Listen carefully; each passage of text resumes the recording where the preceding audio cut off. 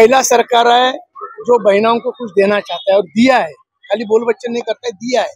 मैं मुख्यमंत्री एकनाथ शिंदे जी का बहुत शुक्रगुजार हूँ कि हमारी महिलाओं को 3-3 हजार रुपया दिया है और वो भी भाव बीज के दिन, रक्षाबंधन के दिन दिया है। इसलिए बड़ी खुशी की बात है। महिला हमारी बहनें भी बहुत खुश है। आज हमारी मीनाताई पानमन और गांगुली की पूरी टीम ने मुझे आश्चर्य का धक्का दिया कि इतनी सारी मेरी बहना जो है उनको बुला के, और ये सब बहना जिनके अकाउंट पे 3-3 हजार रुपया आया है, तो पात्र बहनों को बुला के रक्षाबंधन का कार्यक्रम रखा है। इसके बड़े खुशी का दिन है और अच्छा भी लग रहा है। और मुख्यमंत्री महोदय ने जो बहुत सारी योजना निकाली है महिलाओं को सक्षमीकरण के लिए, इसके लिए उनका शुक्रिया।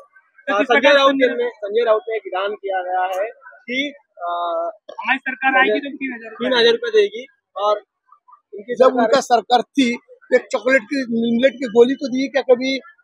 मैं बताना चाहता हूँ, उनको बुरा लगेगा, बोलना नहीं चाहता राउत को, उसका पहले मेंटल हॉस्पिटल में एडमिट करो। जब अभी के मुख्यमंत्री हमारे मुख्यमंत्री सहायता निधि से 250 करोड़ रुपए दिया, तभी इन्होंने कितना रुपया दे रहा है वो निकालो, फिर समझेगा क्या देना चाहते। जो फंड था वो भी देने की ताकत इनकी नहीं थी, तो अब क्या देंगे? कुछ देना नहीं है। इसके लिए अभी उसमें आग कैसा लगाने का वो काम कर रहे आले महाविकास आघाडीचे तर 3,000 रुपये आम्ही लाडक्या बहिणींना देऊ। जेव्हा यांचं सरकार होतं तेव्हा त्यांनी कधी लिमलेटची गोळी तरी दिली का कुणाला? एक साधं उदाहरण देतो, मुख्यमंत्री सहायता निधीचे त्यावेळी किती पैसे देण्यात आले आणि आता आमचे मुख्यमंत्री झाल्यावर 250 कोटी रुपये वाटण्यात आले। त्याच्यावरून समजतं कोण देणार आहे आणि कोण त्यांचा पिरियड संपला असेल, काय तांत्रिक अडचणी मला माहिती नाही, त्यामुळे मी त्याच्यावर भाष्य करणं आता आगामी विधानसभेमध्ये आता बहिणींचं घ्या ना, बहिणींचं आमच्या घ्या ना, दुसऱ्या याच्यावर बहिणी आलेल्या आहेत, तर बहिणी भाऊबीजेसाठी किंवा रक्षाबंधनसाठी तिला काहीतरी दिलं पाहिजे ना। मी मिठाई पण आणली बघा, तोंड गोड करण्यासाठी मिठाईचा पण बॉक्स आणलेला आहे, त्यासाठी त्यांनी साडी सुद्धा प्रेझेंट केला। तर बहिणीला भावाने काहीतरी दिले पाहिजे बहीण घरी आल्यानंतर। माहिती घरी आलेली आहे, त्यामुळे ते स्वागत साडी सोडून देऊन, मानाची साडी सोडून देऊन स्वागत।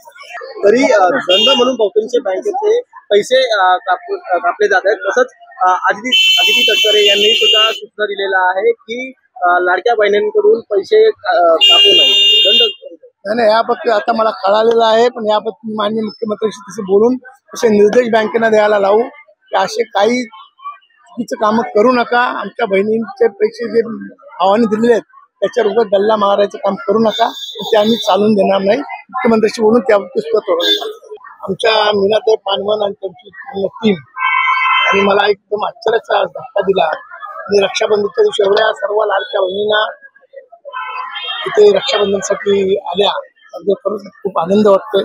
माननीय मुख्यमंत्री एकनाथ शिंदे साहेब आणि त्या जेवढ्या इथे बहिणी आलेल्या आहेत त्यांना सर्वांना त्यांच्या अकाउंटवर 3-3 हजार रुपये दिलेले आहेत, त्यामुळे त्यांची भावबीज खूप जोरात झालेली आहे। या आमच्या बहिणी त्या पैशातून त्यांच्या मुलाबाळांसाठी, त्यांच्या नवऱ्यांसाठी, त्यांच्या स्वतःसाठी 4 पैसे खर्च करावे ही मनापासून त्यांची इच्छा, आणि त्या सुद्धा सक्षम बनाव्या। आणि वेगवेगळ्या योजना त्यांनी मुख्यमंत्री मोदींनी केलेल्या आहेत, जेणेकरून महिला सक्षम झाली तर आपला देश सक्षम होईल।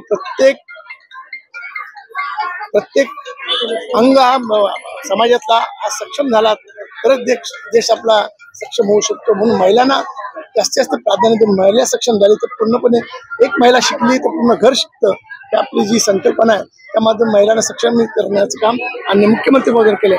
माझ्या बहिणी ज्या एवढ्या आनंदाने ते आले राखी बांधायला, त्यांचं रक्षण करणं हेच माझं मी कर्तव्य समजतो।